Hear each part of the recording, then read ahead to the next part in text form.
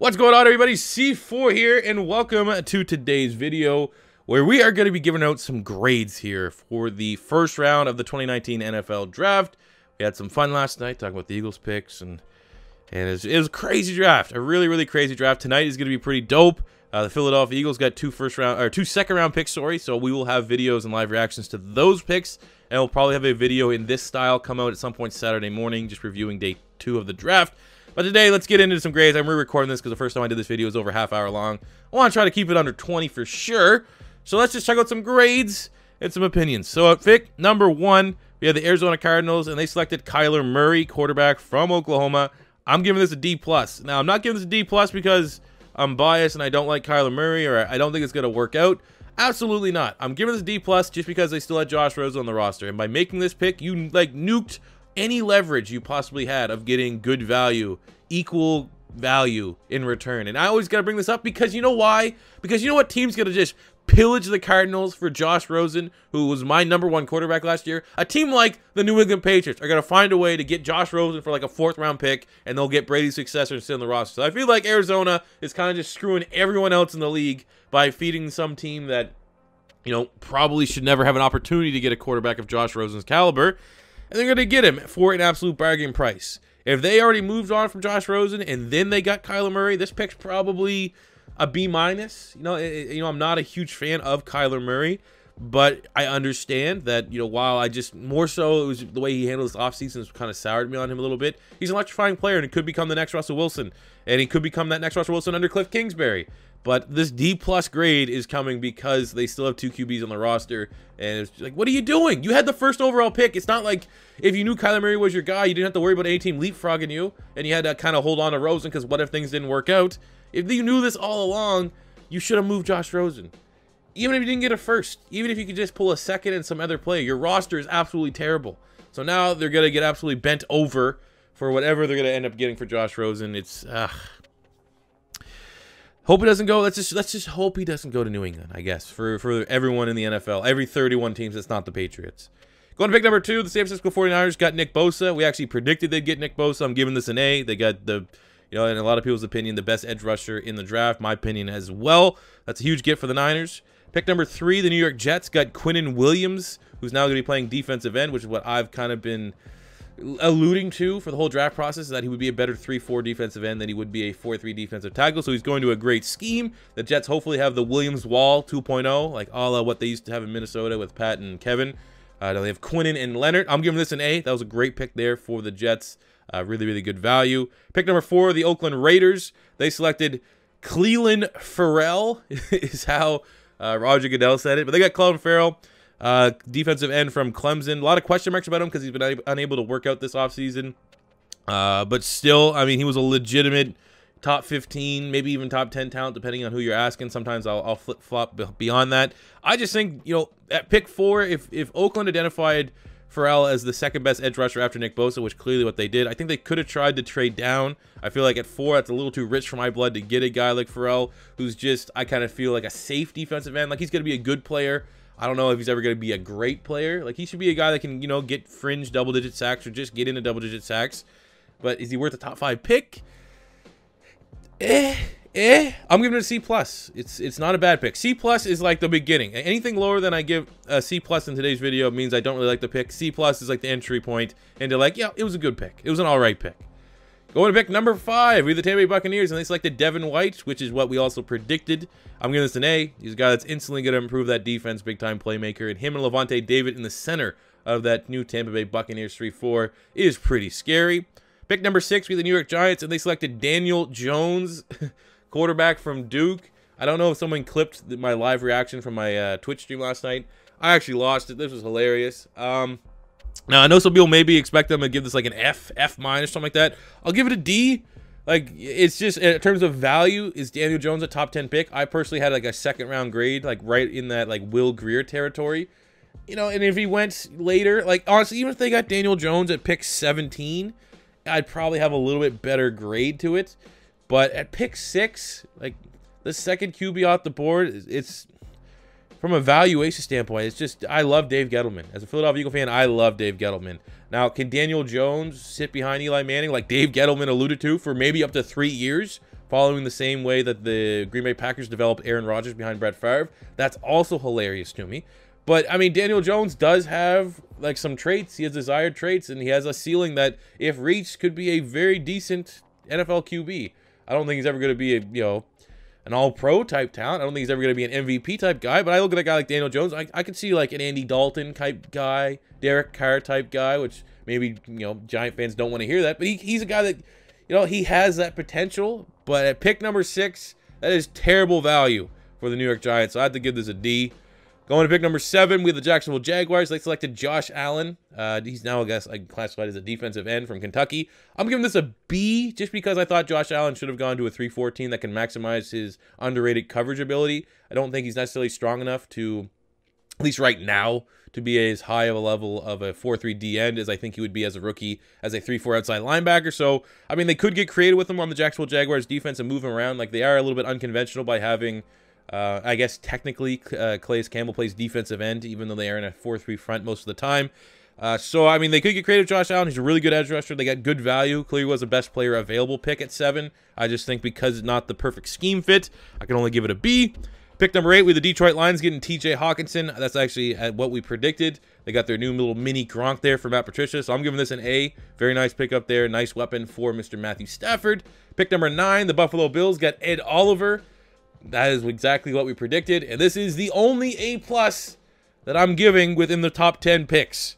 I think they got the best player in the draft. Ed Oliver's been my top 1 of 1 player for the last 3 years. I'm dying on the hill that Ed Oliver was the most talented playmaker from this year's draft class. And the fact that, you know, Buffalo needed to replace Kyle Williams, the Bills legend, you're going to get that in Ed Oliver. They have a creative young DC head coach combo and Sean McDermott that I think is the perfect guy to coach up Ed Oliver, to develop Ed Oliver, to find ways to get him all over that defensive line to make an impact. So that's a great landing spot for him. That is an A+ for the Buffalo Bills. Pick number 10, the Denver Broncos traded down. The Pittsburgh Steelers traded up by giving a first, second, and third. I don't know if it's like a future second or a 2019 second and a future third. But either way, they gave a first, second, and third, a lot of draft compensation to move up to select Devin Bush, the linebacker from Michigan. I'm giving this a B-. There's 2 ways to look at it. The way that I have to look at it is, yes, they got a really good player that's probably would have been number 1 on their board. But in terms of trading up to get that guy with that compensation, it's going to negatively affect the grade just a little bit. I think if you could just look at it as the Pittsburgh Steelers selected Devin Bush and just ignore what you had to trade to get up, you know, this could be an A. This very well could be an A type grade. But the fact that you gave up a lot to move up 10 spots, when I feel like that's not really the case. Like, who are you leapfrogging to get Devin Bush? Clearly it wasn't the Denver Broncos, who was probably the other favorite team to land him. Cincinnati, maybe? You feel Cincinnati wasn't going to go offensive line. So it's still a really good pick for Denver to get all those types of assets and still pick at number 20. It's still a good player for the Pittsburgh Steelers. I just can't really agree with the compensation. Go to pick number 11 with the Cincinnati Bengals. They selected Jonah Williams, tackle from Alabama. I'm giving this a B+. It seemed pretty clear that the Bengals were going to go offensive line. We predicted Andre Dillard, and they got Jonah Williams. I think Jonah Williams can play tackle right away, along with Cordy Glenn. So it's a B+. It's solidifying that offensive line. They're going to probably try to run the ball a little bit more under Zach Taylor, utilize Joe Mixon, and a guy like Jonah Williams is a big get. Because, I mean, even worst case scenario, he's a starting guard in the NFL. There's some flexibility there. Pick number 12, we have the Green Bay Packers, and they selected Rashawn Gary, defensive end from Michigan. I'm giving that a B-, just more so because there's that rumor that Rashawn Gary, like, busted his arm up, and we don't know when he's going to be able to play this year. I think because of that injury, I probably should have slipped a little bit more beyond 12, but, I mean, he is a scheme fit. He is a 3-4 defensive end. Mike Daniels isn't getting any younger, so it wasn't a great pick, but it wasn't a bad pick. I think B- is a fair grade as we continue to find out more about that injury. Pick 13, we have the Miami Dolphins. They selected Christian Wilkins, defensive tackle from Clemson. Now, there was a rumor that the Philadelphia Eagles were going to trade up to this pick to select Christian Wilkins, and then the Miami Dolphins like, okay, we'll make that trade. And then last second, they went, nope, actually, we're actually going to take Wilkins. That's just a rumor at this point, but I'm giving this a B+. I think Christian Wilkins is a good player. I think there's a spot for Wilkins to start on that defensive line. I just thought with Brian Burns on the board still, and the Miami Dolphins really needing help at edge rusher, I think more so than inside, I just don't necessarily agree with going Wilkins with Brian Burns still on the board, but it wasn't a bad pick at all for the Miami Dolphins. Pick 14, we the Atlanta Falcons. They selected Chris Lindstrom, guard from Boston College. We predicted Cody Ford, so I kind of thought they were going offensive line all along. Lindstrom, it's a safe pick. He's a guy that'll be able to start right away and should give you some high-level production at guard, which they definitely need to work at solidifying that right-hand side of the offensive line. So we're giving him a B. Really, really safe grade here for the Atlanta Falcons. Pick 15, we have the Washington Redskins. They selected Dwayne Haskins, quarterback from Ohio State. Got to give them an A, man, honestly. They're able to sit at 15, not trade up, and have, in my opinion, the best quarterback in a weak quarterback class fall into their lap at pick 15, which I also think is kind of fair value for a guy that has Dwayne Haskins' profile of, you know, yeah, he only had one big year in college, but, you know, he still probably is the best quarterback in this year's class. So that's a big get for the Washington Redskins. And a lot of people were joking that, oh, Dan Snyder's controlling the board and he's going to butcher everything. I actually think they had when all is said and done, we'll talk about their other first-round pick that they traded up to get. They might have had the best draft of anybody. So they're getting a legit A here for the Dwayne Haskins selection. Pick 16, the Carolina Panthers selected Brian Burns, defensive end from Florida State. They're getting an A. They got a guy that I think was a legit top 10 talent at a big time, if not the biggest position of need on their roster. And they didn't have to trade up. They were able to sit there at 16, very much like the Washington Redskins, and get an outstanding player. So because of value and what, you know, a guy like Brian Burns is going to be able to bring as a rookie to the Panthers, they're getting an A. Pick 17, we have the second New York Giants pick where they selected Dexter Lawrence, defensive tackle from Clemson. I'm going to give this a B. I think Dexter Lawrence was incredibly underrated. And, you know, some people are pigeonholing him as a pure nose tackle, but I think with how good of an athlete he is, he can do it all a little bit. It's a surprising pick here for the Giants, though, because, you know, they just shipped off Snacks Harrison for pretty much no reason at all, and they just bring in a guy like Dexter Lawrence. So it's just weird. It's just a little weird. It's not a bad pick, though. Now it kind of gives you the luxury. You can have B.J. Hill and Dalvin Tomlinson as your defensive ends with Dexter Lawrence on the inside. Like, that's a nice, young defensive line there for the 3-4. It's just, I guess, it's just a weird pick. It's a weird pick, but it was a safe pick, and I'm giving it a B. Going to pick number 18, the Minnesota Vikings selected Garrett Bradbury, offensive lineman from NC State. That's actually what we predicted they would just select, so I'm giving that an A with this pick. You can then move Pat Elflein out to guard, so you probably just got the offensive line better at 2 positions. So it was a 2-for-1 pick. Really good value there. Pick number 19, the Tennessee Titans. They selected Jeffrey Simmons, defensive tackle, who's probably going to play defensive end in their 3-4 from Mississippi State. We predicted Jerry Tillery, so I thought, you know, we got the position right. You know, you're probably going to have a redshirt year with Simmons. He might be able to return late in the year, but it's safe to assume just give him that redshirt year. I'll give it a B. Good forward-thinking move. They need to get younger on that defensive line, but, you know, it's tough to give any pick that's essentially a redshirt year much better grade than a B. But, I mean, if he was healthy, he was a legit top 10 talent. Pick number 20. This is now with the Denver Broncos selected after trading with the Pittsburgh Steelers. They selected Noah Fant, tight end from Iowa. I'm going to give this a B-. I thought tight end was a position that they would continue to try to develop what they had on the roster there in Denver. Jeff Heuerman, Jake Butt, Troy Fumagalli. Like, they had some guys that are definitely serviceable with some high upsides. But then they just go and get a guy like Noah Fant. Now, they don't have a Noah Fant type weapon on their offense, so I get it from that standpoint. That's why it's still getting a B-. I just feel like, you know, maybe they could have made a bigger impact elsewhere. I know with Chris Harris wanting a trade, with all the corners still on the board, that could have still been the play, even though, you know, that still could technically be in play in the second round for the Denver Broncos. You know, a center or something like that. But, you know, Noah Fant's not a bad pick. We'll give it a B-. Pick 21 was the Seattle Seahawks, but they traded down. So the Green Bay Packers traded up to select Darnell Savage, the safety from Maryland. A little bit surprised that Savage was the first safety, but I've been talking about him and hyping him up for the last 2-3 months on the channel. Very happy for him to go in the first round. I think he's sooner than later going to become a fan favorite there in Green Bay. Great coverage ability. I think with Adrian Amos, they have like the most athletic safety tandem in the league. It's going to be very exciting. So I'm happy he went there, but because, you know, I'm giving it maybe a B+, but we'll keep it as like a very solid, high upside B grade for the Green Bay Packers. I like the pick. Pick number 22 was originally the Baltimore Ravens, but my Philadelphia Eagles traded up, given a 1st, 4th, and 6th to come up and select Andre Dillard, most likely to leapfrog the Houston Texans, who pick at 23. Andre Dillard, tackle from Washington State. Now, I was super salty about this pick in my live stream just because I said I wanted Cody Ford if we're going offensive lineman, and I didn't want Andre Dillard because I was worried about his arm length and his inability right now as a run blocker. Now that I've been able to sit through it, and, you know, it's in combination with the whole fact that, you know, I'm sick and tired of the Philadelphia Eagles forward thinking, and that's just me being biased. It'd just be so nice when you're Philadelphia, you get a rookie that's clearly going to be an impact right away. But this forward thinking drafting is ultimately what won us the Super Bowl, and Howie Roseman I trust. And I mean, just, you know, what were the odds that, you know, Jason Peters, who's been really, really struggling to stay healthy, if he gets hurt, and then a guy like Andre Dillard can come in and start and protect the franchise and Carson Wentz and help us keep one of the best offensive lines in football intact. It could emerge to be better. So right now I'm giving this pick a B grade, and I really hope Philadelphia please get Chauncey Gardner-Johnson in the second round. They can really complete the draft. Depending on how they attack the second round, I could end up even liking this Andre Dillard pick even more.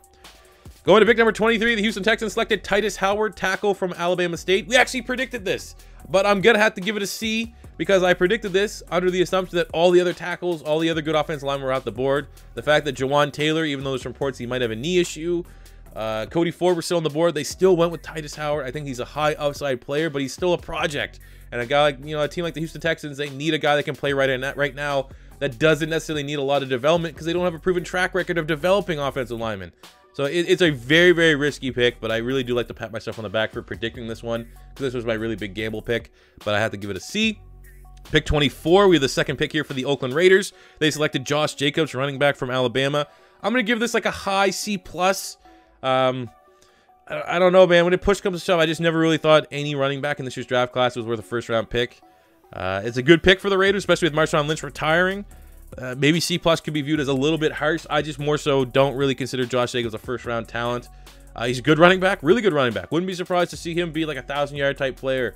But it's just, I don't know. I can't agree with the valuation. I personally had, like a mid-second round grade on him. So for him going in the first is a little bit surprising, but still not a bad pick at all, especially with the Marshawn Lynch news. And he could very well emerge as a bell cow there in Oakland as a rookie. And I do think he is a very exciting running back. He's built like a prototypical running back. And if he has a really, really big year, I mean, don't view this as, oh, C4 hates Josh Jacobs, you only give it a C+. It's just my personal evaluation's a little bit off from going at pick 24 in the first round. But he is going to be a great fit there for Oakland. Moving to pick number 25. This is now where the Baltimore Ravens are picking after trading with the Eagles, and they selected Hollywood Brown, wide receiver from Oklahoma. I'm giving this a B. I think it's a nice little fit here for the Baltimore Ravens. They needed a wide receiver. I didn't think they'd maybe go as niche of a wide receiver as Hollywood Brown, where he's pretty much a pure deep threat. I thought maybe with a N'Keal Harry or a DK Metcalf, a guy that's more so on the outside that also can bring some red zone ability, might have been a little bit more boxes checked off for what they need at wide receiver. But Hollywood Brown is a very, very nice pick and should be able to catch those deep bombs from Lamar Jackson. They're going to be very fun to use in Madden. So it's a nice pick here for the Baltimore Ravens. That's a solid B. That's a B that's trending towards a B+. Pick number 26, we have the Indianapolis Colts. They actually traded back. The Washington Redskins traded up to select Montez Sweat, defensive end from Mississippi State. I'm giving him an A-. I mean, the Washington Redskins had the best first round out of any team. Getting Montez Sweat, who in my opinion was a top 15 talent, getting Dwayne Haskins at 15 without trading up. He just fell into their lap. It's an excellent job, and so many people are ripping the Washington Redskins because reports that Dan Snyder took over their draft board, this and that. He did an outstanding job coming away in the first round with Montez Sweat, who's now going to be able to start right away and fill in for Preston Smith at outside linebacker. He went to Green Bay, right? He's probably even better. Montez Sweat's a freak athlete. And getting Dwayne Haskins, your next potential franchise quarterback, that's an outstanding haul. Great job for Washington, as much as that pains me to say. Going to pick number 27, we have the Oakland Raiders, and they selected Jonathan Abram, safety from Mississippi State. I'm giving this a C+ again. There's just a little bit surprising of a pick, I guess. He's going to be a pretty good fit, I think, next to Carl Joseph there in the safeties. He's more of a big hitter where Carl Joseph is a cover guy. Just, weird valuation given the board, given some of the players that are still available. It's not a bad pick. That's why it's getting a C+, but not also a great pick. Moving to pick number 28, we have the LA Chargers. They selected Jerry Tillery, defensive, I don't know what he's going to play there, probably defensive tackle from Notre Dame. That's a B-. He's still a work in progress, still needs some developing, but he's not going to be rushed there in LA. And in 2020, could very well be their starting defensive tackle with Bosa and Ingram on the opposing sides. Pick number 29, we have the Seattle Seahawks. They selected LJ Collier, defensive end from TCU. Oh my God, another reach from the Seahawks. I thought Collier was, late second, early third round type player, and they got him in the first. D+. Not, they need a defensive end. Looking at who's still on the board, thought it was a big old reach. Collier was, he underrated slightly, I guess. But first round, it's Rashad Penny all over again. Go to pick number 30. We have the Green Bay Packers. They traded down. The New York Giants traded back up to get a third first-round pick, where they selected DeAndre Baker, the corner from Georgia. We'll give this a B-. It's just, DeAndre Baker, I thought he was a fringe first-round talent, but the fact that Byron Murphy and Greedy Williams, two players that I rate, decently higher than DeAndre Baker, were still on the board. Very questionable. Very questionable here for the Giants. I mean, maybe they want to try to get the next guy that could be a Janoris Jenkins, that undersized, feisty corner, versus getting guys that are more so have the ceiling of a lockdown corner in Grady Williams or Byron Murphy. So, surprising pick if they're going corner. The fact that they went DeAndre Baker here, but it's not a terrible pick. Be wise, he's a guy that will be able to contribute. Going to pick number 31, it was the Rams, but they traded down. The Atlanta Falcons traded up to select Caleb McGarry, offensive tackle from Washington. Give this a C-. I think McGarry would have been a nice pick, late second, early third, kind of same breath as LJ Collier. But the fact that Cody Ford, Jawan Taylor were still on the board, they got Caleb McGarry. I mean, McGarry's a safe pick. They're probably going to be penciling him to play right tackle with Lindstrom at right guard. I think he's a guy that would have been picked second or third round that could have eventually earned a starting job. Would have been a surprising pick to some. If by the end of training camp or whatever team picked him, he was a starting offensive lineman. It would have been surprising to me. But first round talent, I mean, he's had some injury problems, had some consistency issues. He had a really good Senior Bowl. Like, it's not a terrible pick. It's just more so looking at the board that's available and how I rate Jawan Taylor, even with the potential injury, and Cody Ford. It was kind of surprising. And then finish up the draft to pick 32. The New England Patriots selected N'Keal Harry. As we predicted, I'm giving that an A. I think he's going to be wide receiver 1 for the Patriots. He's a dimension they're missing until Josh Gordon comes back. He's going to be their starting outside wide receiver, and really, really good fit for what Tom Brady is good at. And he's a smart player that I think will be able to, really understand and get down that Josh McDaniels offense very, very quickly. So there you go, guys. Those are some grades here for the first round. I definitely want to hear your guys' feedback if you agree or disagree with me liking or shitting all over your team's favorite picks.